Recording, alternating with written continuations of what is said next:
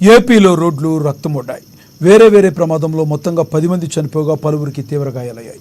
అతి వేగంతో కారును ప్రైవేట్ ట్రావెల్స్ బస్సు ఢీకొనగా ఇద్దరు దుర్మరణం పాలైన ఘటన కాకినాడ జిల్లా రామవరం సమీపంలో చోటు చేసుకుంది. కాకినాడ నుంచి ఇద్దరు కారులో విజయనగరం బయలుదేరారు.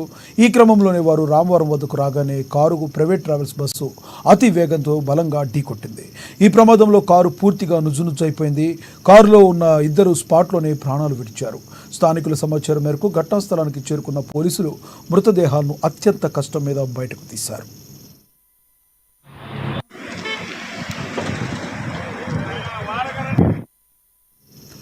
కారు కల్వర్ట్ను ఢీకొనగా నలుగురు దుర్మరణం పాలైన విషాద ఘటన తిరుపతి జిల్లా చంద్రగిరి మండలం ఎం కొంగవారిపల్లిలో తెల్లవారుజామున చోటు చేసుకుంది. 7 వ్యక్తులు కలిసి తిరుపతి నుంచి నెల్లూరుకు వెళుతున్నారు. ఈ క్రమంలోనే కారు చంద్రగిరి మండలం ఎం కొంగరవారిపల్లి శివార్లోకి రాగానే ఒక్కసారిగా అదుపు తప్పి రోడ్డు పక్కనే ఉన్న కల్వర్టును గోడను అతి వేగంతో బలంగా ఢీకొట్టింది. ఈ ప్రమాదంలో నలుగురు అక్కడికక్కడే ప్రాణాలు విడిచారు. మరో ఇద్దరికి తీవ్ర గాయాలయ్యాయి. కారులో ఇరుక్కుపోయిన 3 మృతదేహాలు వెలికితీస్తున్నారు. ఈ మేరకు గాయపడిన మరో ఇద్దరిని చికిత్స నిమిత్తం సమీపంలోని ప్రభుత్వ ఆసుపత్రికి తరలించారు. మృతులంతా నెల్లూరు జిల్లాకు చెందిన వారిగా గుర్తించారు.